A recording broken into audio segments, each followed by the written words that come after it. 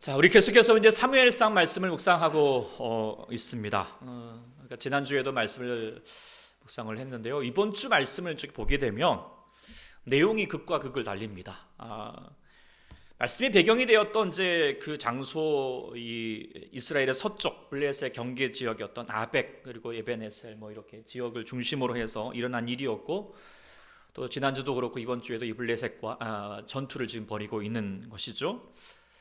그런데 지난주의 말씀에는 이스라엘이 전투에서 대패하였습니다. 그리고 언약궤도 빼앗겼고 엘리 제사장 집안은 풍지박산이 났습니다. 이런 참담한 상황을 잘 그려내는 말이 있습니다. 바로 이가봇이라고 생각하게 됩니다. 이가봇 뜻이 뭡니까? 하나님의 영광이 떠났다라고 하는 거예요. 이것이 사람에게 있어서 생각해보면 최악의 상황입니다. 전쟁에서 지는 것보다도 한 집안이 풍기박산 났고 산모가 아이를 낳다가 죽었다 이런 내용보다도 더 비극적인 몰래적 내용이 되는 것이죠. 근데 오늘 본문 7장에서는 이스라엘 사람들이 다르게 고백하고 있습니다. 뭐라고 합니까? 에베네셀, 뜻이 뭐죠? 하나님께서, 여호와께서 여기까지 우리를 도우셨다라고 하는 거죠. 이가봇, 하나님 영광이 떠났다는 것과 전혀 반대의 상황이고요.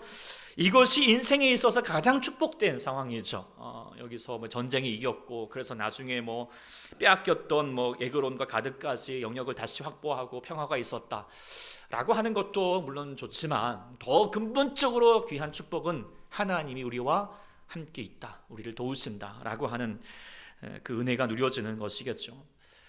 근데 돌아보면은 거의 동일한 상황이고 비슷한 시기이고 또 비슷한 사람들, 또 블레셋 사람들과 싸웠는데 왜 이렇게 결과가 달라질 수 있나? 근데 우리도 그런 상황이 생기잖아요. 때로는 우리가 이가봇과 같은 사람 시간들이 있는가 하면 때로는 에베네셀과 같은 시간들이 있죠. 지금 예배하는 여러분들도 때로는 이가봇처럼 하나님이 도대체 어디 계신가? 하나님이 왜 도대체 우리에게 어떻게 역사하시는 건가? 하나님 살아계신가? 이런 마음이 들 때가 있는가 하면 정말 하나님 살아계셔, 하나님 우리를 돕고 계셔 라고 그렇게 또 저절로 찬송이 되고 감격이 되는 또 분도 있을 것입니다.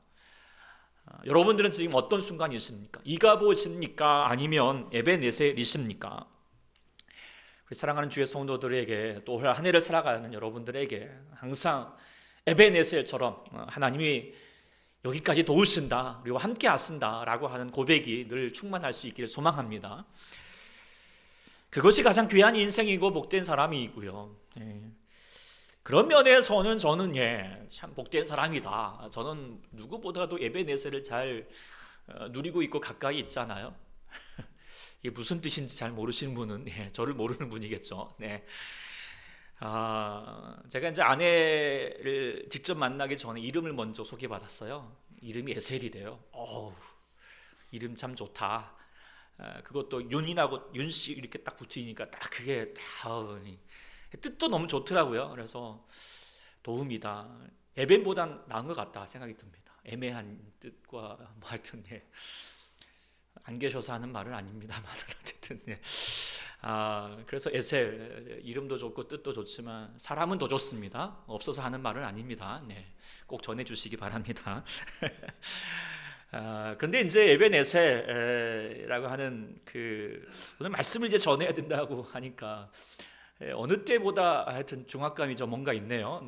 그렇지만 에베네셀 늘 항상 이렇게 살고 있지만 그 뜻을 더 묵상해 볼 수 있는 귀한 시간을 가졌지만 제가 가져보면서 이 말씀에 우리가 에베네셀 도움의 돌이라는 이 뜻보다 더 중요한 것은 여기까지 인도하셨다라고 하는 여기까지라고 하는 단어가 더 핵심적이다, 더 근본적인, 그리고 그것 때문에 에베네셀이라고 고백할 수 있게 되었구나라고 하는 것을 생각하게 됩니다.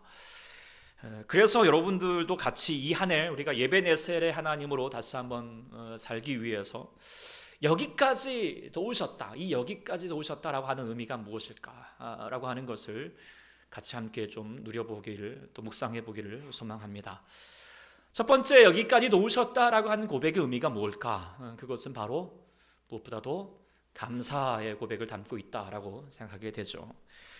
여기까지 도우셨다라고 하는 이 고백을 이제 히브리 원어로 아디헨나라고 하는 말인데요. 히브리 말로 아드는 여기 그리고 장소와 시간의 종교를 담고 있는 전치사이고 헨나는 여기 그리고 지금을 의미하는 부사입니다. 그러니까 공간적 의미와 시간적 의미가 중합되어 있습니다. 그래서 공간적으로 여기라고 말하면 어딜까요? 이곳이겠죠. 이곳까지. 그리고 시간적으로 여기라고 말하면 어디겠죠? 지금까지라고 말하겠죠. 그러니까 지금 이스라엘 사람들은 공간적인 의미로 지금 자기 신이 거하고 있는 곳, 이 뭐 집이 될 수도 있고 성읍이 될 수 있고 자신이 이스라엘 백성들이 살고 있는 땅도 될 수 있겠죠. 그리고 그곳에 있는 모든 것들이 자기의 힘과 노력으로 싸워서 전쟁에서 이겨서 그것 때문이 아니라 하나님이 도우셨기 때문에 이 가운데 이루어진 것이다. 이 공간이 우리 가운데 누려지는 것이다 라고 고백하고 있는 것이고, 또 그 공간에 지금까지, 과거로부터 지금까지 하나님이 우리를 도우셨다라고 하는 지금까지의 고백을 담고 있죠. 그래서 우리가 잘 아는 찬양 있죠. 내가 누려왔던 모든 것들이, 내가 지나왔던 모든 시간이 당연한 것 아니라 은혜였소라고 하는, 여러분들 많이 우리가 부르고 있는 찬양, 이 내용을 그대로 담고 있다라고 하는 것이 에베네셀에 담고 있는 의미를 생각하게 됩니다. 그래서 한마디로 말하죠. 지금까지, 여기까지, 이곳까지 있는 모든 것이 지내온 것 다 하나님의 은혜입니다 라고 말하는 감사를 표현한 내용이겠죠. 감사, 이것은 우리가 신앙의 삶을 살아가는 자에게 가장 절대 놓치지 말아야 될 핵심 단어일 것입니다. 그렇죠? 그런데 우리가 때로는 감사가 인생 깨지고 또 감사를 놓쳐버릴 때가 있는 것 같습니다. 왜 그럴까? 좀 생각을 해보면 사람들이 가지고 있는 좀 나름의 좀 못된 그 습관, 성향이라고 생각하게 됩니다. 첫 번째는 어떤 성향이냐면 사람들은 자신의 것을 조금 더 크게 확대 해석하는 경향이 있는 것 같습니다. 내 것, 내가 가진 것, 내가 이룬 거, 강권적으로 이뤄놓은 거, 이거 다 뭐예요? 더 귀하게 여기고 소중하게 생각하잖아요. 그리고 그것을 갖기 위해서 내가 애써왔던 것들, 내가 노력했던 것들, 이 모든 것도 어떤 객관적인 내용보다 더 주관적으로 바라보면서 이것이 더 크게, 더 귀중하게 생각해 가려는 경향들이 있다라고 생각하게 됩니다. 우리가 한번 생각해 봅시다. 우리가 여러분들이 건강하게 살기 위해서 음식물을 섭취하잖아요. 근데 음식물을 섭취하기까지 그냥 된 게 아니잖아요. 상 차려진 음식을 열심히 부엌에서 부모님이, 또 어머님이, 또 아내가 수고하고, 또 남편은 그 음식을 마련하기 위해 직장에서 여러 가지 또 고생 수고하면서 또 이렇게 마련하게 되고요. 뿐만 아니라 음식에 차려져 있는 음식들이 그냥 들어온 게 아니잖아요. 봄부터 씨를 뿌려서 각 부어서 재배하여서 수확하는 농부들의 또한 수고가 있음을 우리가 생각하게 됩니다. 물론 우리가 그 모든 것을 내가 돈 지불하여서 얻은 것이 내 거죠 라고 말할 수 있겠지만, 사실 우리가 생각해 보면은 쌀 한 톨도 사람이 그냥 만들 수 있는 게 아니잖아요. 주어지는 게 아니란 말이에요. 과연 내가 이게 돈을 지불했다라고, 이게 정당하게 지불했다라고 그렇게 말할 수 있을까요? 그런데도 불구하고 내가 지불했으니까, 내가 노력했으니까 크게 여기기도 합니다. 또 더 나아가게 보면은 우리 아이들 보면은 요즘 밥 잘 안 먹잖아요. 그러면 먹지 마라 끝내지 않고요. 우리 엄마들 있지만 어떻게든지 밥 먹이려고 그냥 어르고 달래가지고 막 애쓰잖아요. 그런데 그렇게 아이가 밥을 먹으면서 그래 내가 밥 먹어줄게, 그러면서 내가 밥 먹어줬으니까 장난감 사줘, 이렇게 얘기하면 이렇게 하는 경우가 많지만 어때요? 생각해보니 어이가 없는 거예요. 그런데 우리가 그런 어이없는 그런 모습들을 우리가 하나님 앞에 자주 할 때가 많잖아요. 내가 이룬 것들, 내가 가진 것들, 여러분들이 우리 학생들은 공부할 수 있었던 것도, 학교에 다닐 수 있는 것도, 또 여러분들이 직장을 다니고, 또 여러분의 집에 거하고, 또 생각해 봅시다. 지금 오늘 주일 예배 드리기 위해서 이곳에 무사히 앉아 있는 것도요, 어떤 당연한 겁니까? 여러분들이 운전해서, 여러분들이 수고해서 왔기 때문이라고 말할 수 있습니까? 물론 있지만 꼭 그렇게만 말할 수 없을 것입니다. 우리의 노력으로만 우리의 삶을 살아가지 못한다라고 하는 거. 그래서 감사는 뭔가? 내가 한 것이, 내게 있는 것이, 내가 주어진 것이 내가 한 것으로 결코 그것만은 아니다라고 하는 사실을 분명히 알고 그 이면에는 무엇보다도 하나님의 역사가 있었음을, 이 명확한 사실을 바로 깨닫고 정직하게 고백하는 것이 감사다라고 우리가 생각하게 됩니다. 오늘 본문도 마찬가지로 이스라엘 백성들이 지금 블레셋과 싸움했습니다. 전쟁했습니다. 즉 전쟁한다라고 하는 엄청난 노력과 용기가 필요합니다. 목숨을 각오해야 됩니다. 물론 이제 본문에 보면 큰 우레의 도움도 있었지만 그래도 불구하고 용기 있게 싸웠고 도망가는 블레셋을 끝까지 추격하여서 싸워서 승리를 쟁취했습니다. 자신의 노력이 있겠죠. 또한 사무엘은 어떻습니까? 오합지졸이 되어버렸던 이스라엘 백성들 다시 신앙적으로 다시 재무장시켰고, 그리고 전쟁하는 동안 부르짖어서 기도하였습니다. 그렇게 수고하여서 얻어낸 승리이겠지만 이스라엘 백성들과 사무엘은 비석을 세우고 고백하는 거예요. 하나님께서 여기까지 우리를 도우셨다. 하나님이 이루신 승리라는 것이죠. 하나님이 행하셨다. 하나님이 역사이고 하나님이 은혜이고, 그러니 감사하다라고 하는 고백을 담아서 지금 비석에 세운 것이죠. 근데 이것이 당연한 듯 하지만은요, 뭐 승리하여서 기분 좋아서 그래 한번 이 전쟁에 승리했다라고 하는 것에 대한 어떤 기념비라고 하는 것이 아닙니다.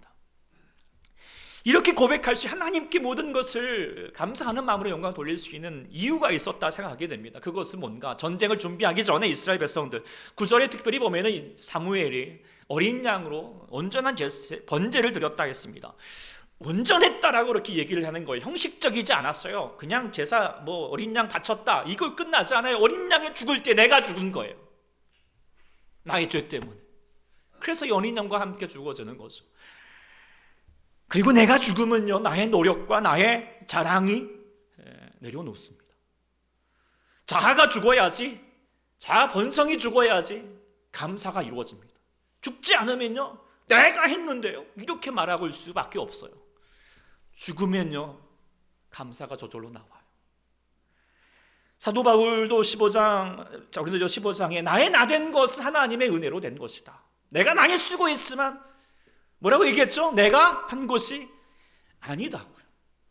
이게 믿지 않은 사람이 보면 말 같지 않은 말인데 네가 한 거지. 그런데요, 그렇게 말할 수밖에 없는 이유가 있어요. 그리고 어떻게 됐기 때문에 그 뒤에 뭐라고 얘기해요? 나는 날마다 죽노라. 온전한 예배를 드리고 온전한 예배 제사를 드리게 되고, 참 예배는 뭐죠? 내가 죽는 시간입니다. 나는 죽고 예수로 사는 순간이죠. 그리고 나는 죽고 예수로 살면은요, 내가 누려왔던 모든 것들, 지나왔던 모든 시간들이요, 야, 이게 내가 한 것 아니야, 내가 이렇게 해서 한 것 아니야, 다 하나님의 은혜입니다 라고 그렇게 고백하게 될 줄 믿습니다. 이 감사할 수 있는 은혜에 누릴 수 있는 자가 되어야겠다라고 생각하게 됩니다. 또한 우리가 감사하지 못하게 하는 인간의 어떤 성향이 뭐냐, 그것은 망각이라고 생각하게 됩니다.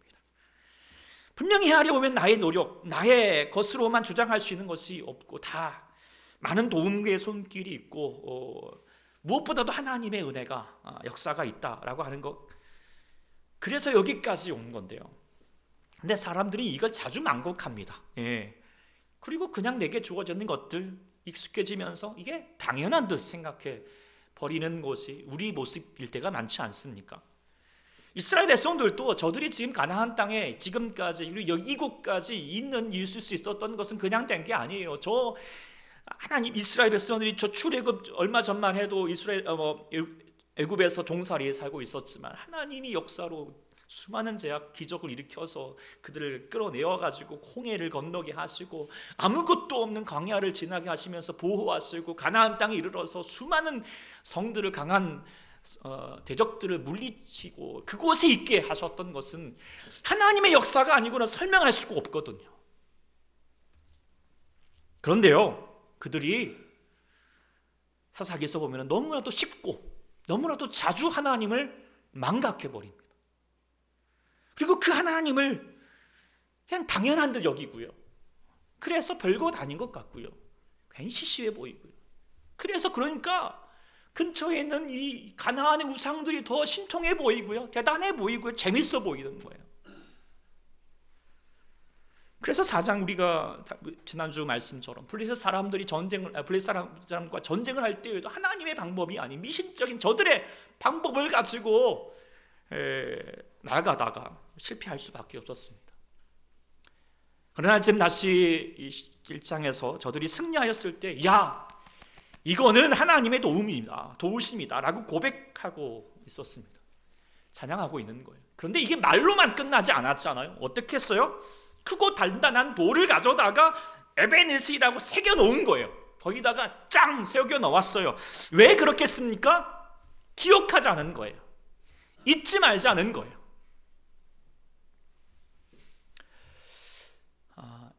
성경에 보면은 감사라고 하는 말을 향하여서 얘기할 때 권유하는 말로 하지 않습니다. 감사해보지 않을래? 감사하면 좋을 것 같은데 이렇게 말하지 않죠. 어떻게 늘 항상 얘기하죠? 감사하라. 범사에 감사하라라는 거 하는 거예요. 왜 명령일까요? 묻지 말고 따지지 말자라는 거예요. 이게 감사 일인가? 한번 생각하기 전에 먼저 그냥 감사합니다 라고 먼저 고백하라는 거예요. 습관처럼 버릇처럼. 그게 뭘까요? 가슴에 새기는 거예요. 먼저 보는 거예요. 그래 감사지. 이게 감사지. 감사하자. 입에 버릇처럼 얘기해야 합니다. 이번 금요일에도 이제 더 자세히 보겠지만 우리 항송주 박사님 아시는 분들 많을 것 같아요. 그분이 이제 고백하는 내용 중에 하나가 진짜 감사는 암도 이기게 하더라. 자신의 삶도 불행하였고 어려움도 많았지만 자기가 이래도 이렇게 정말 즐겁게 건강하게 살 수 있는 것은 다른 게 아니라 감사 때문이다 라고 얘기를 하고 있어요. 그래서 이분이 그냥 이게 말로만 하지 말고 하루에 5가지 이상을 한번 찾아가지고 적어라 이렇게 주장하시는 분이에요. 감사합시다. 할렐루야. 감사할 일이 많아요. 근데 우리 너무 감사가 인색해요. 우리 한국 사람들 특히 더 그러잖아요. 그런데 먼저 그냥 감사하십시오. 뭐든지. 그래. 어떤 일 생각하지 말고 뭔 일 있을 때마다 감사합니다. 감사합니다. 외국 사람은 땡큐 잘하는데 우리는 너무 안 하잖아요. 그러나 하나님 믿는 사람이라면 당연한 듯 해야 됩니다. 당연히 어떻게 해요? 감사합니다. 가슴에 생기시고 헤아려 보시면서 다시 한번 주님 아버지 앞에 감사할 수 있는 사람이 될 수 있기를 간절히 축원합니다. 이것이 에베네셀 하나님, 그 하나님을 바라보는 고백의 의미, 그리고 그런 고백을 우리도 드리자라고 그렇게 여기게 되고요. 두 번째로 여기까지 오셨다라고 하는 말의 의미가 무엇일까 보게 되면 그것은 바로 자리 점검이다라고 하는 것을 생각하게 됩니다. 하나님이 여기까지 오셨다라고, 그런데 그 여기까지가 어디인가라고 하는 자각이 있었겠죠. 근데 이 여기가 참 긍정적으로 해석이 되고 그래서 안도가 되고 감사가 되니까 감사하다라고 하는 것으로 고백할 수 있었다라고 생각하게 되는데요. 그렇다면 지금 이들이 말하고 있는 여기가 어디일까요? 장소적인 개념으로 저들이 미스버와 센 사이니까 이 미스버 센 사이일까요? 그것을 의미하지 않을 것입니다. 그것은 무엇인가? 간단히 말하면 그것은 사람이 늘 자각하고 점검해야 될 삶의 자리입니다. 삶의 자리. 더 신앙적으로 얘기를 하면 하나님과의 관계적 거리라고 그렇게 생각하게 됩니다. 저들은 지금 이스라엘 백성들 이전까지 하나님과 거리가 멀었습니다. 여호수아가 죽고 사사 시대가 되면서부터 이스라엘 사람들 하나님을 떠났죠. 그리고 어디로도 가까이 갔습니까? 가나안 사람들이 우상들과 그들의 풍습을 향하여 더 가까이 나아갔습니다. 저들의 습관과 삶의 풍습을 따라 했습니다. 바알처럼 자기네 풍요를 외치고 구빌구여 미신적 신앙을 답습했습니다. 명색은 하나님 백성이라 하지만 그들의 삶의 자리, 그들의 마음의 거리는 어디에 더 가깝습니까? 우상에 더 가깝게 있습니다. 그러다가 아벡 전투에서 대패하고 언약궤마저 빼앗기면서 자신들의 삶의 자리가 이가봇이구나, 하나님의 영광에서 떠났구나, 하나님 멀어졌구나 라고 하는 사실을 깨달았던 것이죠. 그래서 다시 이들이 누이치면서 사무엘을 중심으로 해서 다시 한번 미스바 성에 회개 운동을 했던 거예요. 그래서 3절에 보면은 뭡니까? 이스라엘 사무엘이 외쳤죠. 너희가 전심으로 여호와께 돌아오려거든 이방 신들과 아스다롯을 너희 중에서 제거하고 너희 마음을 여호와께 향하여 그만을 섬기라. 이게 뭐예요? 지금 너희들의 삶의 자리가 이방 신들과 아스다롯에 있었다면 이제는 여호와께로 돌아가자. Returning to the Lord. 하나님께 돌아가자는 거예요. 하나님께 돌아가자. 이게 뭡니까? 회개이죠. 회개입니다. 회개는 다른 것이 아닙니다. 장소를 옮기는 거예요. 옮기는 거. 누가복음 15장에서 작은 아들이 정말 아버지 집을 떠나서 호랑방탕하다가 다 재산 까먹고 빈털터리가 되어가지고 쥐염염이 먹으면서 아이고 이게 뭐냐, 내가 이래봬도 부잣집 아들인데 우리 집 가면 이렇게 잘 먹고 잘 살 수 이게 뭐냐, 신세 한탄 후회하고 있는 것이 회개가 아니에요. 회개는 뭐였죠? 그 자리를 박차고 일어나서 아버지 집으로 가는 거예요. 돌아가는 거예요. 그것이 회개라고 하는 것을 계속 예수님은 강조하셨어요. 본문 5절에도 이스라엘과 함께 물을 길러서 여호와 앞에 붓고 그날 종일 금식하는 게 뭐예요? 뭐 하는 거죠? 후회하는 게 아니에요. 삶의 자리를 바꿔가는 거예요. 계속 여호와 앞으로, 여호와 앞으로, 여호와 앞으로.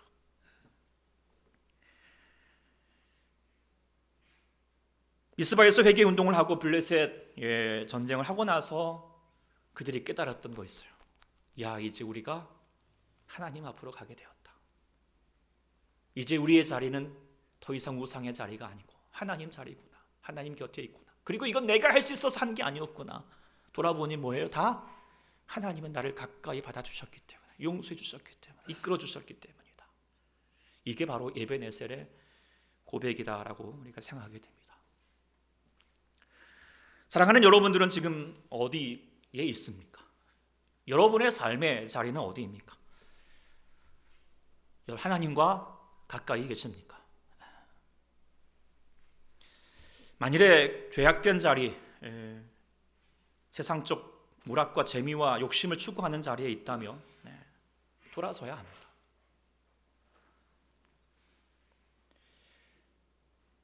그렇다면 우리가 어디에 지금 있어야 할까요? 우리의 삶의 자리는 어디에 할까요? 제가 이렇게 생각하게 됩니다. 덜도 말고 더도 말고 하나님 옆자리여야 된다 생각하게 되는 거예요. 그러니까 하나님과 떨어져 있어서 멀어져서도 안 되고, 그렇다고 해서 하나님을 더 지나쳐서도 안 된다라고 생각하게 됩니다. 왜 그렇게 말씀을 드리냐면, 우리가 믿는 자로서 예수 믿고 살아가면서 하나님을 떨어져 있기도 하겠지만 때로는 지나쳐버리는 경우들도, 과해지는 경우들도 있기 때문입니다. 이걸 잘 벌려주는 내용이 바로 사무엘상 앞서 이제 우리가 여러분들 큐티로 묵상했겠지만 6장에 보면은 이스라엘의 베세메스 사람들이 그 전쟁에서 빼앗겼던 하나님의 괴가 이게 다시 돌아오게 되는데 저절로 수레에 실려가지고 돌아오게 되니까 이야, 이게 대단해 보이는 거죠. 좋아가지고 그래서 하나님께 제사도 드리고요. 근데 여기까지는 딱 좋았어요. 근데 그 뒤에 19절에 보면은 이 베세메스 사람들이 신기해가지고 하나님의 괴를 뚜껑을 확 열어가지고 이 뭐야? 이게 막 돌아본 거죠.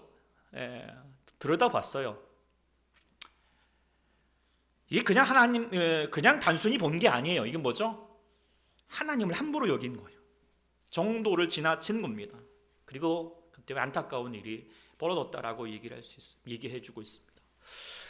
우리도 그런 일을 험할 수 있습니다. 마치 할아버지가 아이가 잘해주고 나면 아이가 이제 버릇 없어져가지고 어떻게 돼요? 그냥 기어오르고 수염을 잡아당기고 있으면 하여튼 이런 어이없는 상황이 생기는 것처럼 우리들도 그렇게 하나님을 향하여서 우리를 범할 때가 있다는 것입니다. 하나님을 떠났던 우리가 하나님의 은혜로 우리가 하나님의 자녀가 되었어요. 이 은혜잖아요. 그런데 이 은혜가 너무 은혜로만 생각되어서 은혜가 은혜인 줄 모르고요, 함부로 여기는 것입니다. 그러면서 하나님 봐주시겠지. 우리 하나님이신데 하나님 좋으신데. 그러면서 때로는 함부로요, 정도를 지나치면서 선을 넘는 경우들이 은근히 많지 않습니까? 과유불급, 지나치면 아니 한만 못한다. 이 신앙생활에 여러분 우리 마음에 늘 되새겨야 됩니다. 함부로 하지 마십시오. 하나님을 경홀히 여기지, 하나님을 두려워하는 마음 가지셔야 합니다. 하나님과 우리 사이에는 넘어지 말아야 될 선이 있습니다. 그래서 제가 생각하기에는 가장 우리가 하나님 앞에 적당한 자리는 뭘까? 덜도 말고 떨어져서도 말고 지나치지도 말고 옆자리인데요. 근데 그 옆자리를 한 걸음 살짝 뒤에 있는 옆자리라고 생각하게 됩니다. 그렇게 한번 좀 그려봤으면 좋겠다 생각하는 거예요. 마치 존경하는 분을 보자 하며 따라가는 사람처럼요. 살짝 물러서서 그분이 어떻게 행하는지, 어떻게 말하는지 유심히 살펴보면서 나도 한번 따라해보고 싶고, 그리고 그렇지만 그분이 행하시도록, 그분이 앞서가시도록, 그분이 정말 영광 받으시도록 그렇게 물러설 수 있는 사람, 그게 우리의 삶의 자리, 우리 마음의 자리가 되어야 되지 않을까 생각하게 되는 거예요. 그래서 여러분들 늘 항상 우리가 이 삶의 자리를 한번 좀 점검해 보십시오. 하나님과의 내가 지금 어디 있는지, 하나님과 어느 거리 가운데 있는지, 혹시라도 내가 주님 아버지 앞에 마음 멀어져 있는지 아는 것인지, 예배 자리가 부담스러워지고 귀찮아지고 괜히 세상이 좋아 보이고 이것이 좋아 보이는데 오늘 또 아유 내 거기 갈 텐데, 아유 그러면 하나님의 자리와 멀어져 있는 것이고요. 예배 드리면서도 여전히 내가 하나님 말씀 앞에 두려워 떨지 못하고 있고 그저 함부로 여기고 있다면 지나치고 있는데요. 부디 여러분들이 하나님 곁에 계시면서, 하나님 가까이 계시면서 하나님을 귀하게 바라보이고 있고 하나님을 사랑할 수 있는 하나님 옆자리에서 계시는 주의 사랑하는 성도들 될 수 있기를 간절히 축원합니다. 두 번째는 하나님이 자기의 자리를 점검하면서 나갔던 것이다 라고 생각하게 되고요. 세 번째 의미가 뭘까라고 생각하게 되면 그것은 바로 새로운 시작을 담고 있는 내용이다 라고 생각하게 됩니다. 지금 사무엘이 돌을 취하여서 여호와께서 여기까지 도우셨다, 지금까지 우리를 도우셨다 라고 생각하니까 그래 이만하면 됐지, 이제 다 이루었어 라고 하는 고백은 아닐 것입니다. 지금까지 우리를 도우셨다라고 하는 것은 뭡니까? 앞으로도 우리를 도우실 것이다 라고 하는 믿음의 고백이자 선포인 거예요. 그래서 그냥 이 에베네셀의 기념비가 자 여기서만 이게 처음이자 마지막은 아닐 거예요. 그렇죠? 여기서 메스보이스와 센사이뿐만 아니라 다른 곳에서도 제2의 에베네셀, 제3의 에베네셀, 제4의 에베네셀, 나의 삶의 모든 곳에서 모든 순간마다 하나님의 에베네셀의 기념비가 세워지기를 소망하고 기대하는 마음 가는 것이죠. 이런 마음, 기대와 포부를 담고 있는 이 고백, 그걸기 때문에 저는요 사무엘이 당시에 이스라엘의 영적 지도자로 택함을 받을 수 있었다라고 생각하게 됩니다. 그리고 이 점이 앞선 리더자 엘리 제사장과의 다른 점임을 생각하게 됩니다. 엘리 제사장은 이제 우리가 이미 묵상했지만 앞선 성경의 내용을 한번 생각을 해보십시오. 근데 엘리 제사장이 특별히 악한 사람이 아닙니다. 뚜렷하게 하나님 앞에서 완전 잘못한 일, 물론 그의 아들들은 아주 그냥 악했지만 그는 그래도 이렇게 험한 일을 하진 않았습니다. 그리고 무엇보다 자신의 제사장의 역할을 98세까지 끝까지 잘 감당했던 사람이에요. 그런데 왜 그가 그런 부정적인 평가를 받고 그의 목에 꺾여가지고 그렇게 참담하게 죽음을 맞이할 수밖에 없었을까? 그것은 성경에서 엘리를 말하는 내용을 유심히 우리가 살펴볼 필요가 있게 되는데요. 사무엘상에서 엘리를 처음 소개할 때에 우리 1장 9절에 보면은 한나가 일어나 있지만 그때 엘리 제사장은 여호와의 전 문선줄 의자에 앉아 있었다라고 그렇게 설명해 주고 있어요. 또 3장에 나가면은 아이 사무엘은 엘리 앞에서 여호와를 섬기지만 엘리는 그때 뭐해요? 자기 초소에서 누워 있었다라고 그렇게 얘기해 주고 있어요. 그가 마지막 순간을 맞이하는 그 순간에도 여전히 뭐합니까? 엘리가 자기 의자에서 앉아 있었다가 뒤로 넘어져가지고 죽음을 당했는데 왜 그럴 수밖에 없었는가? 몸이 비대하였기 때문이다 라고 얘기를 해주고 있어요. 한번 이상의 구절들을 잘 보면 엘리의 특징이 무엇입니까? 의자에 앉아가지고 누워있고 움직이질 않아요. 그러니까 어떻게 돼요? 몸이 뚱뚱해지는 거예요. 경험해 보신 분은 좀 찔리신 분이 없잖아. 있을 수 있는지 모르겠지만 이런 특징을 가지고 있어요. 그러니까 그는 사사로서 역할을 감당하지만 그는 어디에 있습니까? 의자에 머물러 있어요. 의자에 있는다라고 하는 것은 자신에게 찾아오기를 바라는 거죠. 자신은 움직이지 않고요, 가만히 있고요, 적당히 안주하고 싶은 삶의 자세입니다. 이런 사람들이 주로 어떤 사람이에요? 공무원들 그러잖아요. 뭐 다 그러진 않겠지만 공무원, 일 만들기 싫고요. 주어진 일만 결국 뭐 투덜거리면서 하여튼 하긴 하는데요. 뭐 하는 거예요. 마지못해서. 그래서 엘리 제사장도 자기의 자녀들이 못된 짓을 하고 있다는 것도 알아요. 이렇게 하면 안 된다는 거 알지만 행동을 취하지 않아요. 왜요? 아유, 그냥 문제되고 싶지 않은 거예요. 아유, 괜히 그냥 뭐 자녀들 갈등 가고 싶지도 않고요. 뭐 긁어부스럼 만들고 싶지 않아요. 아유, 적당히 하자. 그래. 아유, 뭐 언젠가 하겠지 뭐. 늘 앉아 있는 거예요. 이에 비하면 사무엘은 어떻습니까? 지금 에벤에셀의 기념비도 세웠지만 그 뒤에 그는 이스라엘을 향하여서 늘 해마다 베델과 길갈과 미스바로 순회하면서 그 모든 곳에서 이스라엘을 다스렸고요. 집이니까 집으로 돌아왔지만 성경은 다시 말해 거기에서도 이스라엘을 다스렸고 또 거기에서도 여호와를 위해 제단을 쌓았다라고 그렇게 얘기해요. 사무엘은요 가만히 있지 않은 거예요. 가만히 있지 않아요. 돌아다니는 거예요. 찾아가는 거예요. 집에 있지만 집에 있어도 여전히 하나님을 예배하고 하나님을 섬기는 거죠. 엘리와 분명한 차이가 있지 않습니까? 네. 왜 그렇겠습니까?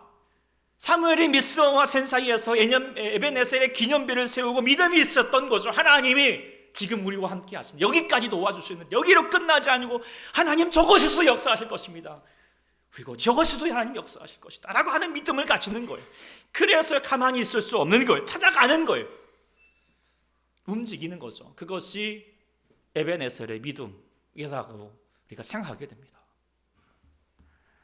예수님도 마찬가지였죠. 하나님의 역사가 필요한 곳을 가만히 있지 않고요, 나아갔어요. 그래서 예수님의 사역을 한마디로 잘 표현하는 말이 마태복음 4장 23절 말씀인데, 예수님 어떻게 하셨죠? 온갖 두루 다니셨어요. 두루 다니시면서 가르치시고 전파하시고 고치셨던 거예요. 가만히 있지 않으셨어요. 그래서 예수님이 뭐라고 말합니까? 인자는 머리 둘 곳도 없다. 가만히 누워 있는 게 아니다. 주님이 그렇게 우리 가운데 찾아오신 주님이신 줄 믿습니다. 여러분에게 지금 찾아갔습니다. 그런데 하나님이, 예수님이 그만 가만히 계시는, 우리 자신만 그렇게 행하시는 것이 아니라 그의 제자들에게 하신 말씀이 뭐예요? 전하시는 말씀이 너희도 가라는 거예요. 찾아가라는 거예요. 가만히 있지 말고 찾아가라고. 그래서 하나님 말씀이 필요한 곳에 가서 전하고 세례를 베풀고 가르쳐 지키게 하라. 그래야지 내가 너희와 항상 함께 있을 것이다. 주의 사람들은요 가만히 있는 게 아닙니다. 적당히 행하는 것이 아닙니다. 적당히 있으면 엘리처럼 도태돼 버립니다. 하나님의 사람들은 움직여가는 거예요. 만약에 여러분의 삶 가운데 하나님의 도우심이 있는지 모르겠다, 하나님이 정말 살아계시나? 라고 하는 것은요 왜 그런가 돌아보면 가만히 있으니까요. 가만히 있으니까. 하나님의 역사가 필요한 곳에, 하나님의 도움이 필요한 곳에 선교 현장을 가보십시오. 가보면은요 하나님이 살아계셔요. 뚜렷하게 살아계세요. 역사하시는 거예요. 함께 하시는 거예요. 그곳에는 하나님의 기념비가 세워지고 하고 있어요. 그들은 주저앉아 있으니까 하나님의 역사가 안 들리는 거예요. 이상이 보이지 않아요. 말씀이 들리지 않아요.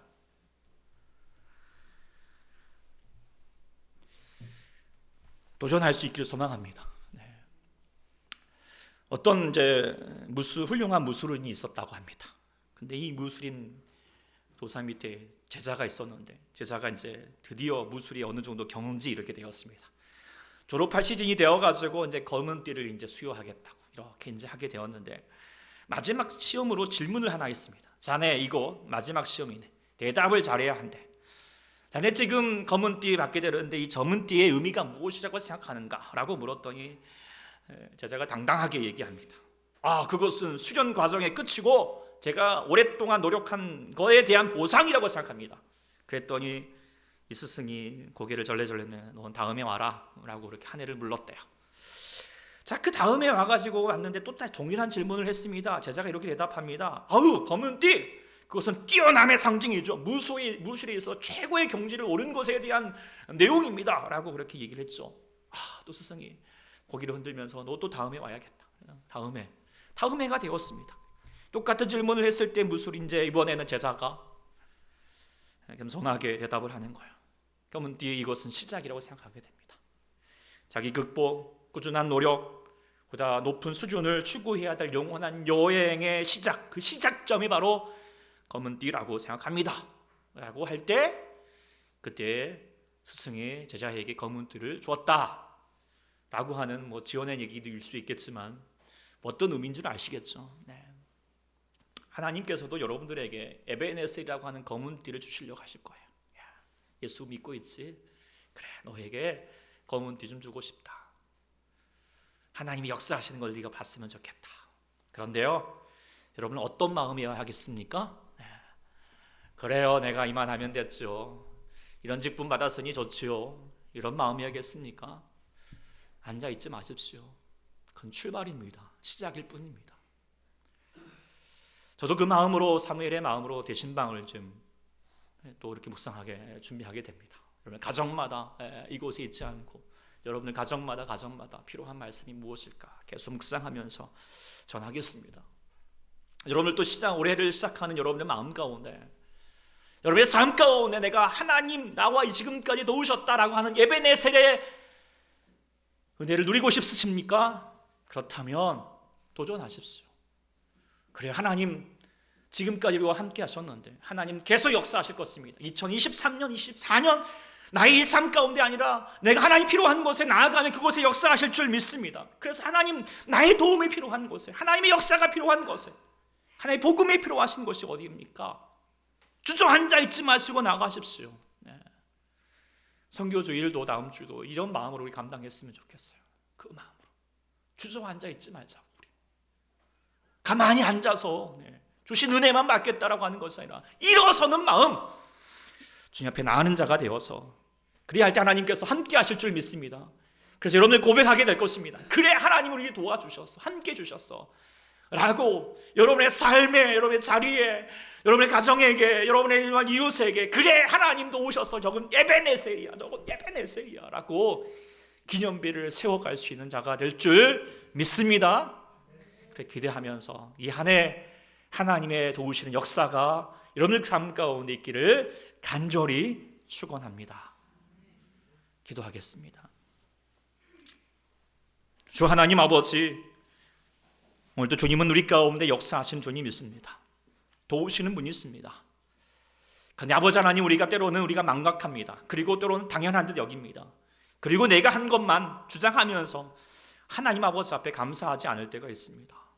그러나 아버지 하나님, 우리의 마음을 겸손케 하시고 우리가 정말 주님 아버지 앞에 나를 온전히 내려놓고 참된 예배를 드림을 통하여서 이 모든 것이 하나님의 은혜였구나 깨닫는 자가 되게 하시고, 무엇보다도 내가 하나님과 멀어져 있다면 다시 하나님 아버지 앞에 나가고자 하는 마음 하나님 열어주셔서 하나님을 더 귀하게 여기고 하나님을 예배하는 자리, 기도하는 자리, 하나님 말씀 보는 자리, 하나님 은혜의 자리를 사모하는 저희가 되게 하시며, 무엇보다도 하나님의 은혜를 가지고 하나님의 은혜가 필요하고 하나님의 역사가 필요하고 하나님의 도우심이 필요하고 하나님 물고 계시는 곳에, 하나님 아픔이 있는 곳에 하나님 마음으로 찾아갈 수 있는 주의 사람이 될 수 있도록 역사해 주시옵소서.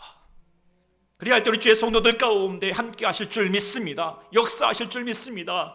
무엇보다도 저들의 삶 가운데 에베네셀의 하나님 여기까지 우리를 도우셨다라고 하는 기념비를 그의 삶의 곳곳마다 순간순간마다 다시 한번 세울 수 있는 하나님의 귀한 은혜가 있게 역사하여 주시옵소서. 주님 의지하고 간구하며 기대하오며 예수님의 이름으로 간절히 기도드립니다.